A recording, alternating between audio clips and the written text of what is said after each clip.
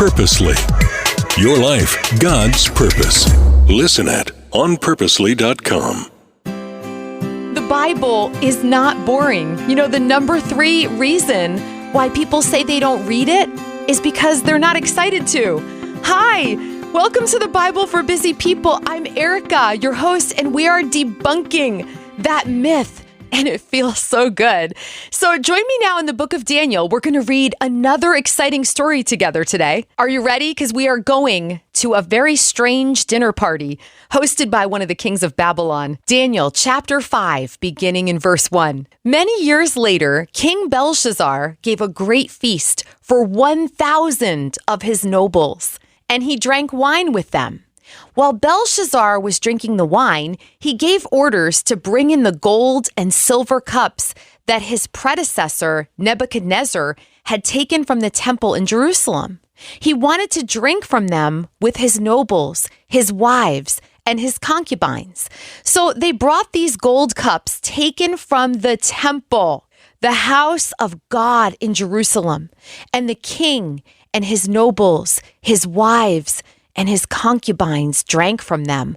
While they drank from them, they praised their idols made of gold, silver, bronze, iron, wood, and stone. Suddenly, they saw the fingers of a human hand writing on the plaster wall of the king's palace near the lampstand. It was like God really wanted them to see this. Okay, the king himself saw the hand as it wrote, and his face turned pale with fright. His knees knocked together in fear, and his legs gave way beneath him. The king shouted for the enchanters, astrologers, and fortune tellers to be brought before him.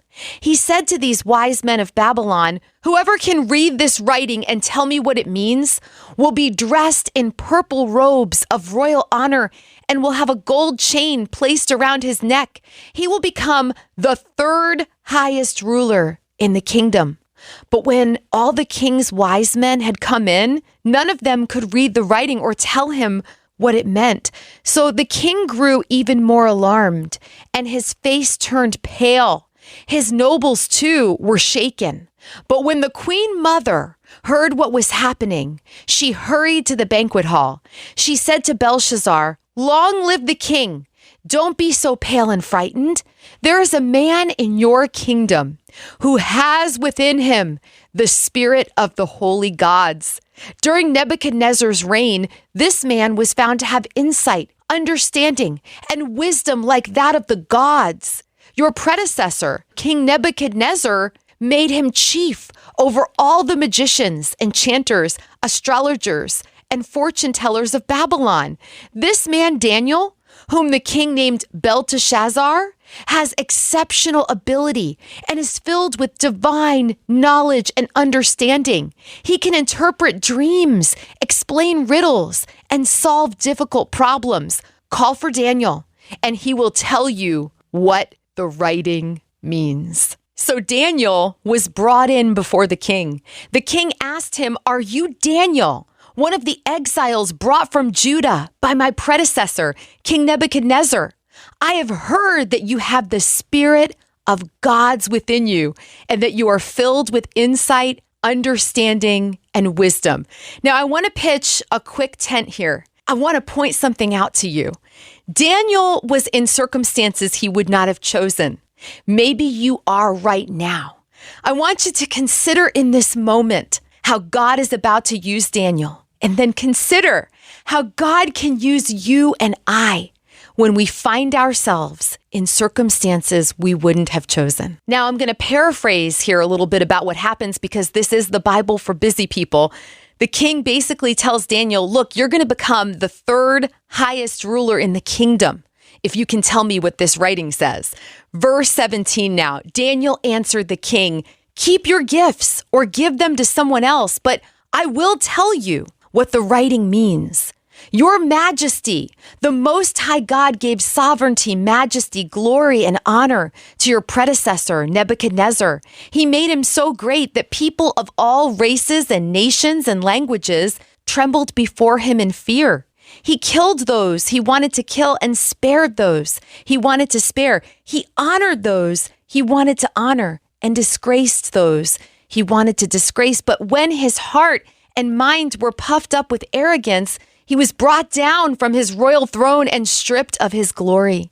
He was driven from human society. He was given the mind of a wild animal, and he lived among the wild donkeys. He ate grass like a cow, and he was drenched with the dew of heaven until he learned that the Most High God rules over the kingdoms of the world and appoints anyone he desires to rule over them. You are his successor, O Belshazzar, and you knew all this.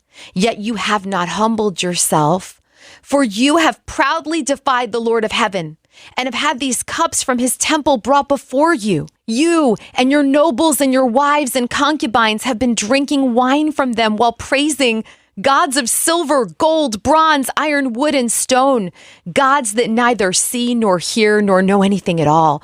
But you have not honored the God who gives you the breath of life and controls your destiny. So God has sent this hand to write this message. This is the message that was written. Mean, tekel, and parson. This is what these words mean. Mean means numbered. God has numbered the days of your reign and has brought it to an end. Tekel means weighed. You have been weighed on the balances and have not measured up. Parson means divided. Your kingdom has been divided and given to the Medes and Persians. Then at Belshazzar's command, Daniel was dressed in purple robes. A gold chain was hung around his neck, and he was proclaimed the third highest ruler in the kingdom. That very night, Belshazzar, the Babylonian king, was killed. Wow, God used Daniel in some very uncomfortable circumstances, and he can use us too. Did you notice how Belshazzar's mother was talking about how the spirit of the gods was in Daniel? Remember, the Holy Spirit lives in you. God can do anything through you. All right, until next time, you are loved. Thank you for making time for the Bible for Busy People today. If being part of this community is a blessing to you, it's super easy to share this podcast with someone you love. We're all about spreading the hope of Jesus like butter. So if you've got a moment to write a review, boy, we'd really appreciate that. Maybe you need a little prayer today, or you're ready to take that next step with God. I invite you to check out our show notes. You're going to find lots of encouragement there. This podcast is one branch on a tree called Purposely, a podcast network designed with practical podcasts to help you find and thrive in God's purpose for your life. If you've got a pulse, you've got a purpose.